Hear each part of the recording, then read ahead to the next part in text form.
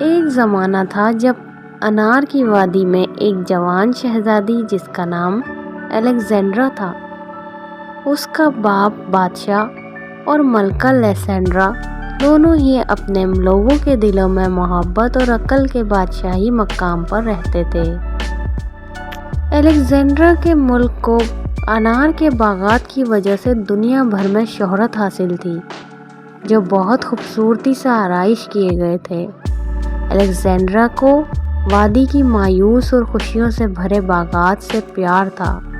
وہ ایک خاص دانشمندانہ صلاحیت بھی رکھتی تھی، جو اسے وادی کی ماحولیات سے بات چیت کرنے اور انار کے درختوں کی زبان سمجھنے کی صلاحیت دیتا تھا۔ ایک موسم باغوں کے حصار کے دوران ایک زبردست جادوگرنی نامی زفیرہ نے وادی کی ترقی اور کامیابی سے حسد کی۔ ایک رات میں ایک گھنی مہکی گھٹا نے وادی کو ڈھانک لیا، جس نے باغات کو تاریکی میں ڈبو دیا اور سب انار کے درخت سوکھنے لگے۔ جو کبھی خوشی سے بھرا ہوا ہوتا تھا وہ مایوسی اور رنج میں ڈوب گیا۔ وادی کو نجات دینے کے لیے شہزادی الیگزینڈرا نے ایک منصوبہ بنایا۔ اس نے قدرتی جڑوں کے مشورے کے لیے قدیم انار کے فقیہ کے پاس جانے کا فیصلہ کیا۔ اس کے سفر میں بہت ساری مشکلات آئیں، لیکن اس کے باوجود وہ ثابت قدم رہی۔ ایک خطرناک سفر کے بعد الیگزینڈرا نے آخرکار وادی میں چھپا انار کے فقیہ کی محفوظ مقام تک پہنچ گئی۔